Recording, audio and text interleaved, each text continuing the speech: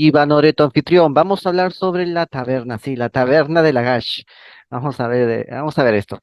Sucede que hay una taberna de 5000 años, del año 2700 antes de Cristo, que sale a la luz en Irak. Tenía bancos y un patio para comer al aire libre. Ujú. Bueno, en un sitio como este, pues era algo relajante, sí, algo relajante, pues comer. Aquí, ser un sumerio y comer en Lagash, en estas tabernitas, ¿no? Estas tabernitas, al aire libre, mirando el paisaje, mirando el mar, ¿no? O mirando el río, ¿no? Comer tu vianda, ¿no? En este restaurante, mirando el río, mirando un río de Mesopotamia. Me parece una experiencia excelente. A mí me parece excelente hacer eso, ¿no? Suena bien, suena bien. Bueno, esto es lo que hacían los sumerios de este tiempo, los sumerios de clase media, los sumerios obreros, artesanos, hacían eso. Iban a esta taberna y miraban el río. Creo que era el Éufrates, ¿no? Sí, creo que era ese, ¿no? Mirando al Éufrates, comiendo su vianda, su estofado de pescado, ¿no? Así. O sea, era una experiencia bastante relajante lo que tenían. Claro, después de hacer un sigurat necesitaban algo para relajarse, ¿no? ¿Qué mejor que eso? Bueno, aquí puedes ver una foto, acá está, aquí lo puedes ver. Así es como se ve ahora, así es como se ve ahora. Claro, antes no se veía así, el mar estaba más adentro, antes, ¿no? Hace unos milenios, el mar estaba más adentro. El mar estaba algo cercano a este lugar, donde está la taberna, algo cercano y la gente se sentaba ahí, un banquito y se ponía a comer y ahí miraba su río y se relajaba, ¿no? Era la gente del común, ¿no? O sea, tenía también acceso a eso. Esta es una foto realizada mediante un dron en las trincheras excavadas en otoño del 2022. La trinchera más cercana muestra la taberna con un tipo de refrigerador de arcilla llamado ZER, Z-E-E-R, un horno y bancos. Por lo general, el refrigerador era una especie de excavación bajo tierra, porque en la tierra la temperatura es más, te digo, bueno, ya lo hablé antes, ¿no?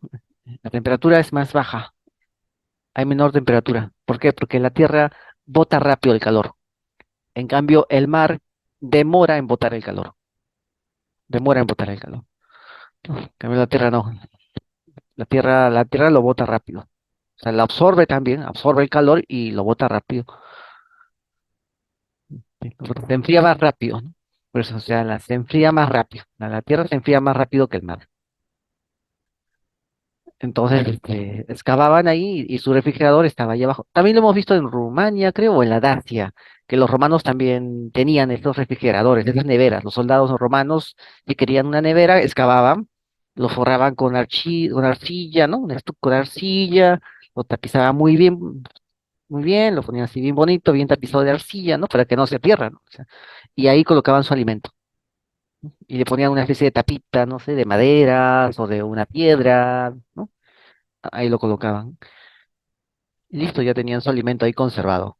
Ya, esa era la nevera de ese tiempo. No había todavía ese líquido criogénico que se usa en los refrigeradores.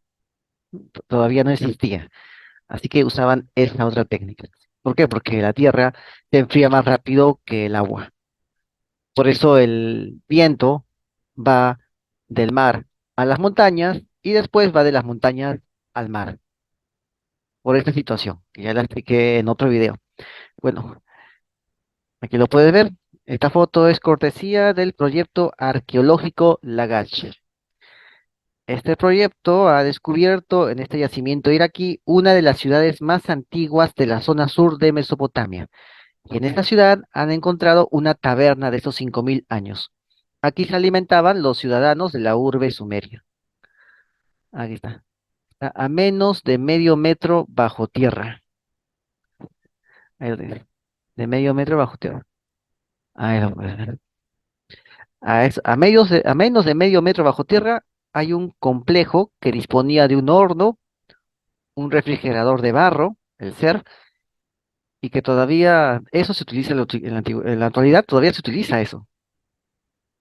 Han encontrado bancos repartidos en un patio que actuaba como comedor y recipientes de almacenaje que todavía conservaban restos de pescado. Ahí están los cantaritos, las vasijas, con el menú, ¿no? ¿Qué menú quieres? Ahí está. Agarraban de la vasijita y le daban su menú en su plato ellos, en su cuenco. O sea, era un restaurante, una taberna, ¿no? Bueno, acá le decimos restaurante, ¿no? Acá más taberna está relacionado con bebidas alcohólicas, ¿no?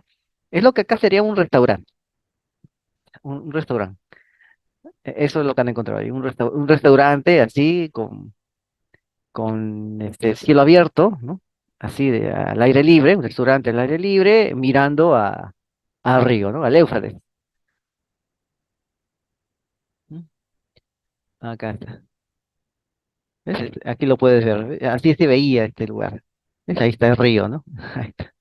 Bonito, o sea, con este paisaje comían, ¿no? ¿Quién no?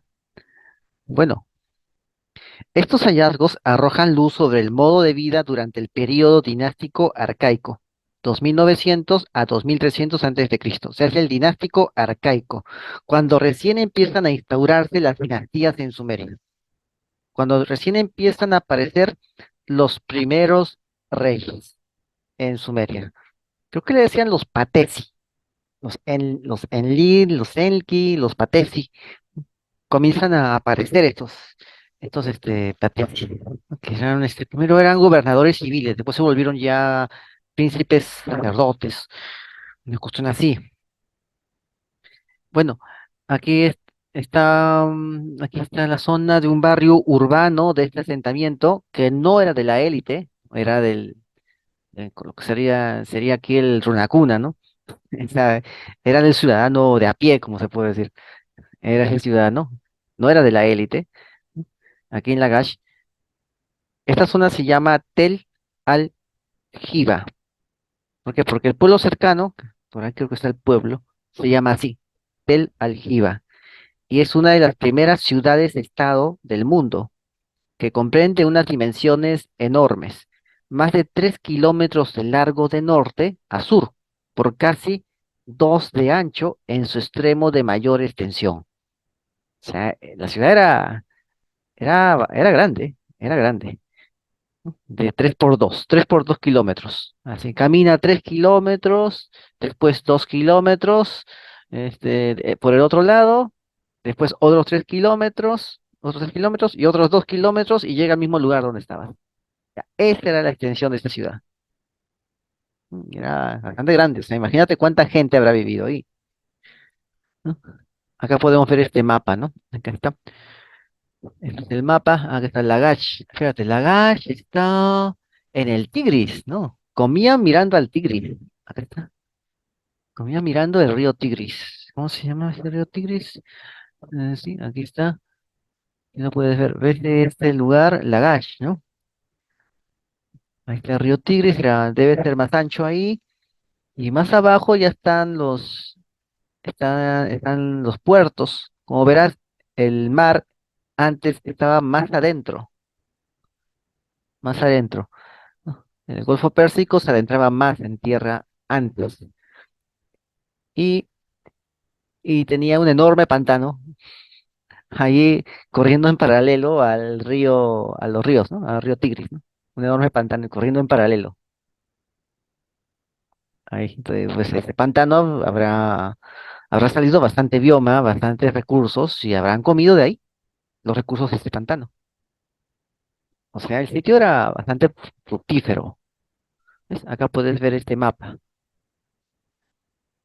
Aquí están las ciudades de Mesopotamia, ¿no? También está la ciudad de Susa, Adandum, Pásime, ¿no? Aquí están estas ciudades, Aguas también.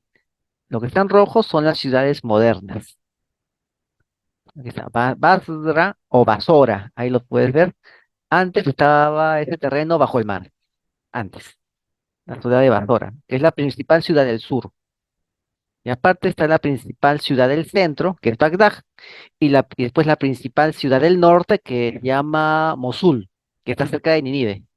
la principal ciudad del centro actual, que se llama Bagdad, que está cerca de Babilonia, y la principal ciudad del sur actual, que es Basora, que está cerca pues de Uru. ¿Ves? Es la correlación, ¿no? Acá puedes ver la lista de estas ciudades sumerias. Ahí puedes ver Akkad, Par, ahí está Kish, Babilonia. Algunas son ciudades, son aproximaciones, porque todavía no se han encontrado algunas ciudades. Creo que la ciudad de Kish todavía no se encuentra, todavía no se encuentra. Pero se sabe que estaba cerca de Babilonia. ¿Ves? Aquí está Babilonia, ahí está Kish. ¿No? Porque Kish, eso creo que vamos a hablar después porque me voy a extender mucho si me pongo a hablar de esto, ¿no? Pero acá puedes ver el mapa, ¿no? Y acá puedes encontrar estas ciudades sumerias y cómo era antes el lugar, cómo era antes. Entonces, aquí estamos ya en el periodo, ¿no? En el periodo esta foto, este mapa es de 2500 a 2100 antes de Cristo. El periodo que nos ocupa es de 2900 a 2300. Y la taberna, este restaurante, es del año 2700 antes de Cristo.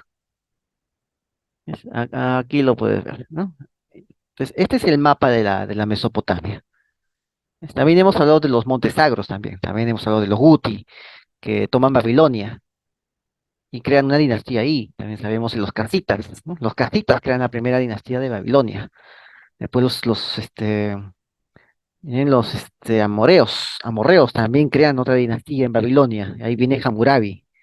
En el año 1700 ya aparece Hammurabi. Pero este es anterior, 1000 años antes. 1000 años antes, el primer rey de Babilonia es un rey casita. Después no hay reyes. Akkad no era, Akkad, Sargón de Akkad no fue rey de Babilonia. El rey de Babilonia aparece después. Y también de eso hemos hablado aquí, cuando hablamos del tema de Nimrud y la Torre de Babel. También hemos tocado ese tema. Bueno, entonces, quien quiera saber más puede ver los demás videos de Real Biopolítica. No voy a repetir todos los demás videos acá porque no hay mucho tiempo. Vamos a hablar justamente de este punto para ver cómo se vivía en ese tiempo aquí en la zona de Babilonia.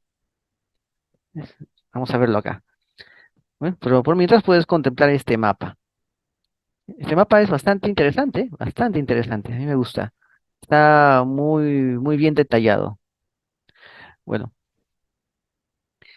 acá puedes ver esas las enormes dimensiones que tenían muchas de estas ciudades. ¿No? Vamos a ver acá. Aquí está. Es un espacio público para comer que data de alrededor del 2700 antes de Cristo. Tiene una parte al aire libre y otra de cocina. O sea, que haya un lugar de reunión comunitario donde la gente puede sentarse, comerse un estofado de pescado. O sea, lo que comían era lo que llamamos acá en Perú un sudado de pescado. Comías tu sudado de pescado mientras mirabas el río o mientras mirabas el valle, la campiña, el valle, el río, ¿no? O sea, esto es algo bastante bonito. Acá en Perú, pues acá en Lima, pues si eres de Lima Sur, de la zona sur de la metrópoli, en 20 minutos estás en el río Lurín y en la zona de Manchay hay restaurantes y puedes comer algo a la leña, comida a la leña mientras ves el río. Yo lo hago de vez en cuando. O sea, es relajante, a mí me gusta, a mí me gusta. ¿No? Entonces, ellos lo hacían casi todos los días, casi todos los días, porque justamente la ciudad estaba ubicada en esa situación. Bueno, entonces, que haya este lugar comunitario donde la gente puede sentarse, comer un estofado de pescado, o sea, un sudado, lo que decimos acá en Perú, un sudado de pescado, ¿no? Indica que no estaban trabajando bajo la tiranía de los reyes. Esto ofrece una historia mucho más interesante de la ciudad.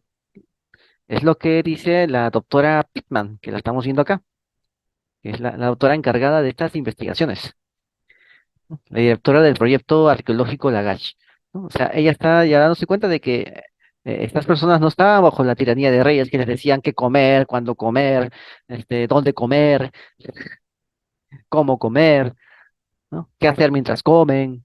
No, estas personas vivían con mucha libertad y decidían irse a esta taberna, a este restaurante y relajarse comiendo al aire libre, mirando la naturaleza. O sea, decidían eso, y eran personas de clase media, eran obreros, artesanos, ¿no? y cualquiera podía ir ahí y podía comer. O sea, había mucha libertad, no había un rey tirano que les decía lo que tenían que hacer. ¿Qué día hay que reírse? ¿Qué día hay que estar llorando? ¿Qué día hay que hacer tal cosa? No, nadie les estaba diciendo eso. Ellos iban y ¿no? También tenían sus festividades porque eran ciudadanos, eran parte de eran parte de estas ciudades de Estado, eran ciudadanos de aquí, ¿no? También tenían sus festividades y participaban ahí, estaban integrados socialmente, ¿no? Y también nadie les decía pues lo que tenían que hacer, ¿no? Eran leyes como cualquier otro, como cualquier otra ciudad. Entonces había esto, ¿no? No había un rey tiránico, ¿no? Sabemos pues que en las ciudades sumerias los reyes también eran pasibles de ser esclavos si no pagaban sus deudas. O sea, esto es como te digo, es una igualdad pues que también sube hacia arriba. Es una igualdad hacia arriba, no es una igualdad hacia abajo como lo que dice el comunismo. Si hay comunismo, hay igualdad hacia abajo, ¿no? Y si hay igualdad hacia abajo, te dicen lo que tienes que hacer, lo que tienes que sentir, lo que tienes que comer, lo que no tienes que comer, con quienes tienes que hablar, con quienes no tienes que hablar. Eso es el comunismo. Eso es el comunismo, cuando hay una igualdad hacia abajo. Pero aquí, en Mesopotamia, había una igualdad hacia arriba. Hasta el mismo rey podía ser un esclavo si no pagaba su deuda, al igual que cualquier otro ciudadano de Ur, de Sumeria, de estas ciudades sumerias. Entonces, no había una tiranía, porque si el mismo rey era pasible también de padecer lo mismo, entonces el rey no podía ejercer una tiranía sobre sus súbditos, ¿no? Y sus súbditos ya no parecían tan súbditos, más eran los súbditos del dios de la ciudad que del mismo rey de la ciudad. Entonces aquí vemos este taberna, pues donde la gente puede socializar sin que les estén diciendo lo que tienen que hacer, sin que el Estado se esté metiendo en sus cosas. ¿No? Vemos eso, ¿no? Entonces, eso se condice pues con lo que sabemos de estos reyes. O sea, no podían ser reyes totalitarios, tiranos, no podían ser, ¿no? O sea, la estructura de esta sociedad estaba hecha para que no lleguen a ese punto. Y lo podemos entender solamente viendo una taberna. Podemos entender cómo funcionaba este sistema social. Bueno, en el Pleistoceno, o sea, ya el Paleolítico, el sur de Irak era muy diferente al actual, con ríos caudalosos y profundamente cortados. Acá lo puedes ver, ¿ves? Acá está. El río Éufrates, el río Tigris, ¿no? Ahí están. Eran ríos caudalosos, estaban bastante cortados, o sea, eran, eran tan caudalosos que habían podido erosionar la zona, ¿no? Erosionaban. Y de paso, había más ríos que derivaban de estas y hasta formaban lagos, como puedes ver acá. Hasta llegaban a formar lagos, ¿no? Y los montes Sagros, pues, tenían también más caudal, ¿no? Más caudal, más biomasa, más biomasa, más recursos, más recursos, más gente. Y con esa gente puedes hacer una ciudad de 3 por 2 kilómetros. A eso se refieren. Y eso pasaba en el Pleistoceno. El Pleistoceno dejó las bases. Y cuando se pasó al Neolítico y se pasó ya a la edad de las ciudades sumerias, ya estaba toda esa ecología, ese ecosistema para poder forjar una ciudad en ese punto del planeta. Y desde el Pleistoceno ya existía esto, ya existía esas condiciones, ¿no? Ríos caudalosos, profundamente cortados. Acá puedes ver los ríos, también aparte del Éufrates y el Tigris, puedes ver más ríos en este mapa, mucho más ríos. Y como el sitio era algo plano, podía canalizar este río y aumentar la frontera agrícola. En el apogeo de Lagash, cuando el corazón del delta del Tigris, Éufrates, migró hacia el sureste, ¿m? O sea, se metió más adentro, o sea, este golfo desaparece que ves acá y se llena más de tierra. O sea, el corazón de ese delta, de la desembocadura, va va más allá. O sea, el mar, el Golfo Pérsico, retrocede más y esa desembocadura también avanza junto con el retroceso del Golfo Pérsico. Cuando eso pasa, el clima de húmedo cambió a seco. Ahí está. Lo que representó un desafío eh, para la población local, que fue un desafío cada vez mayor. Eso pasó cuando migra, cuando ya hay un cambio climático, ¿no? Un cambio climático. Ya dejó de ser húmedo el clima y se volvió seco. O sea, ya no era tan húmedo como para llegar hasta esta parte de la orilla. Ya había poca agua. Entonces, como había poca agua, el mar retrocede. Ya no tenía agua con que inundar la orilla, retrocede. Y dice, ¿por qué? Porque está más seco. Entonces ahí es donde esta parte que dice Basora ya comienza a emerger.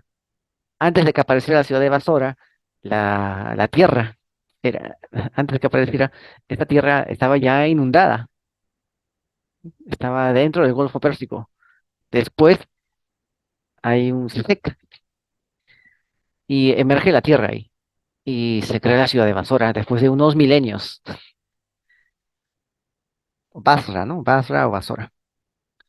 Combinando toda esta información, la evolución del delta en este caldero ecológico, eh, sí, toda la información, veremos la evolución del delta en este caldero ecológico a lo largo de los siglos, dice la doctora. Esto es algo que la gente ha modelado teóricamente, pero estamos obteniendo fechas reales de cambios en el régimen del agua, lo que será revolucionario. Es ciencia ambiental a la vanguardia. ¿No? O sea, ya están obteniendo datos. Vamos a ver cómo evoluciona políticamente y socialmente esta civilización con estos cambios climáticos que estamos viendo acá. Cuando el mapa se vuelve como el de ahora.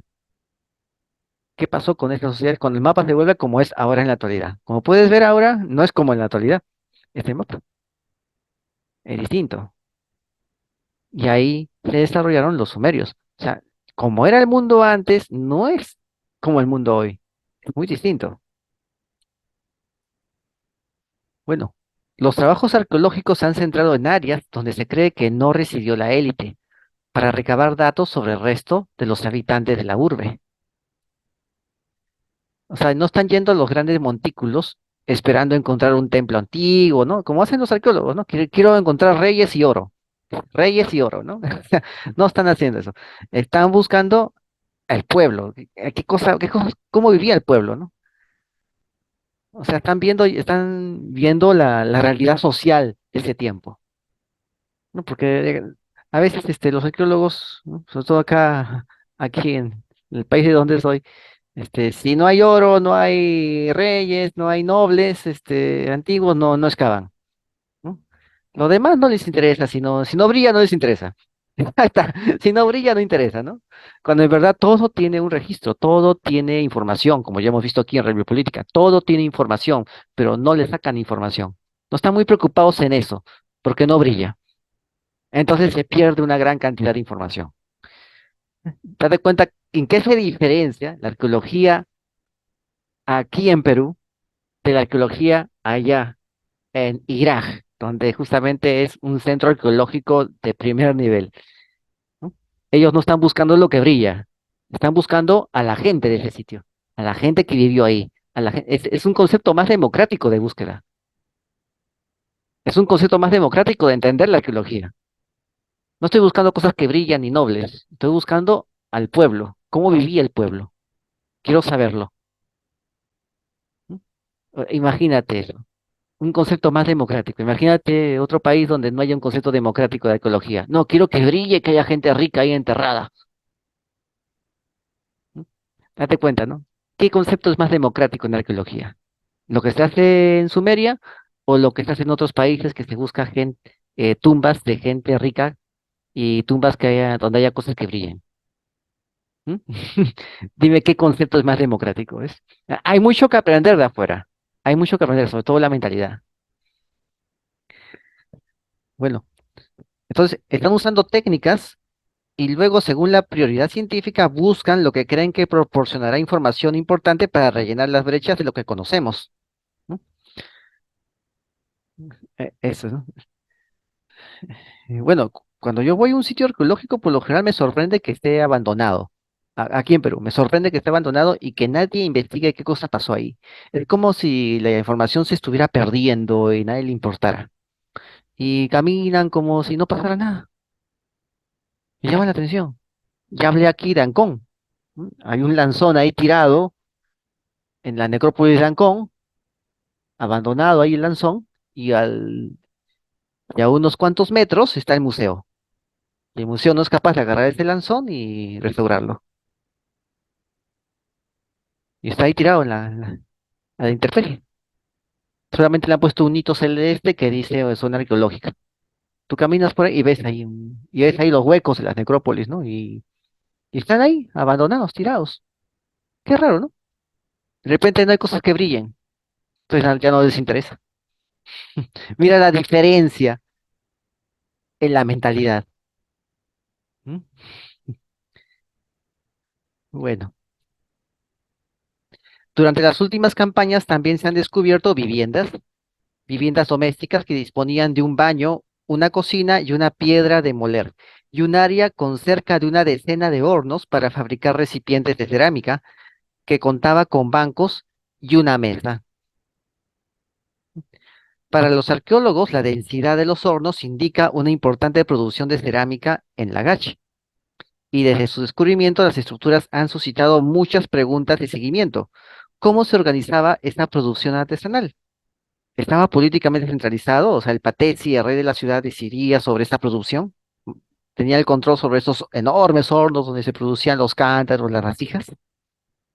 ¿O eran las comunidades locales más pequeñas las que se autogestionaban para producir en un libre mercado esas vasijas y ponerlas ya en circulación, ¿no? Venderlas en las casas, para las tabernas, para los restaurantes, para las bodeguitas, ¿no? ¿Cómo lo hacían? ¿O era el rey el que centralizaba todo? ¿O era un libre mercado? ¿A qué temperaturas operaron esos hornos? ¿Y cuál fue la vida útil de esto, ¿no? Sí, cuando sabes la vida útil, sabes algo sobre la obsolescencia, ¿no?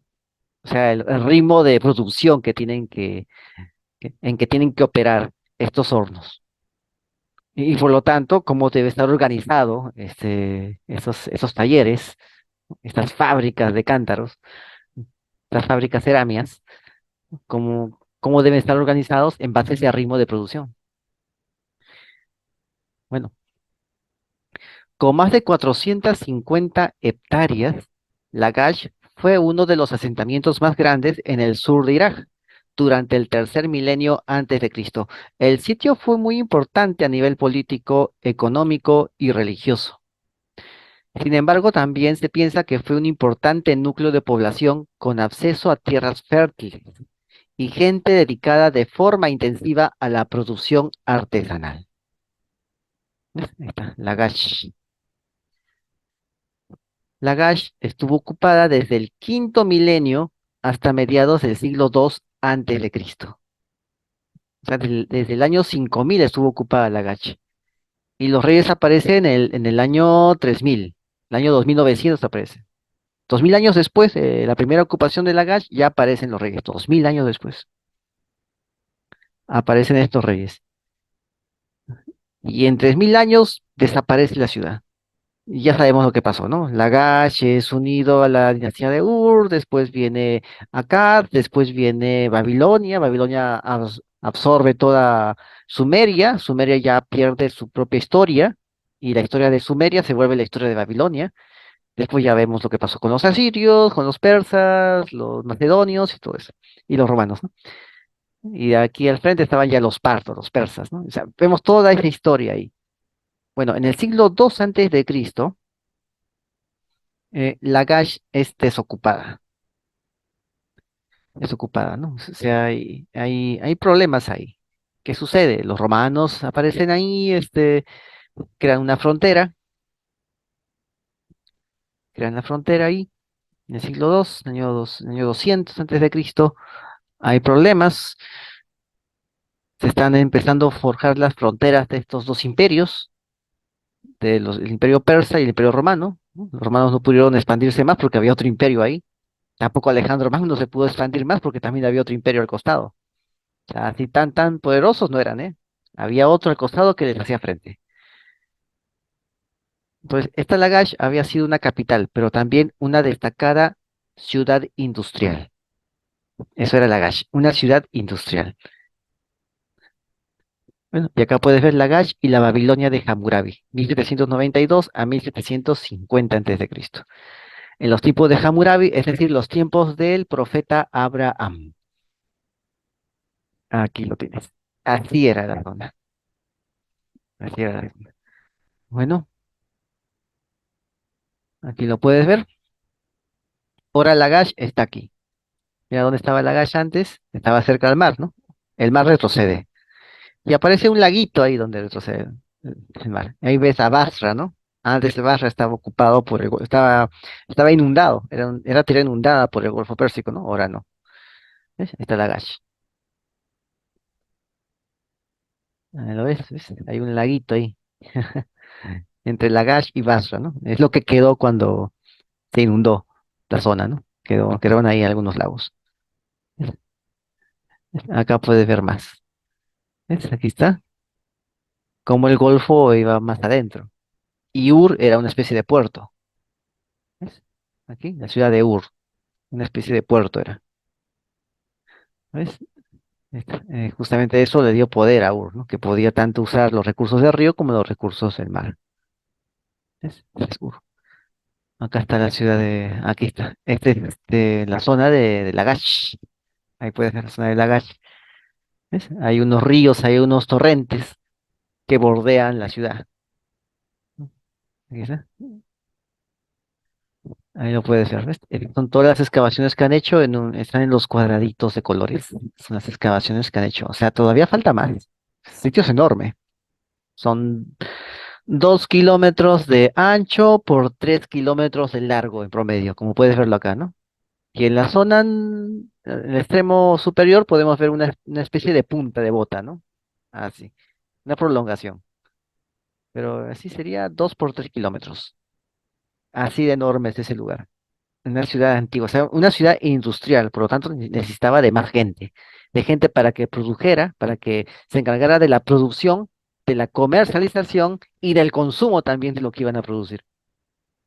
O sea, necesitaba todo una cadena productiva enorme que, es que tenía su corazón en este espacio de 2 por 3 kilómetros. Imagínate el tremendo movimiento comercial, industrial, comercializador, distribuidor que tenía esta ciudad de Lagash.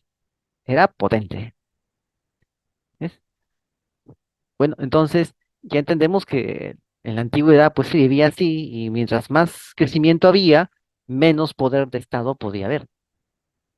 Y la gente tenía más libertad porque tenía más dinero, podía hacer su dinero, tenía más libertad. Por eso en estos gobiernos era así. Y el rey pues era otro más, porque todos sabían que venía de otro más. La gente era súbdita, pero era más súbdita del dios de esa ciudad que del propio rey. Y el rey también tenía que ser súbdito de ese dios.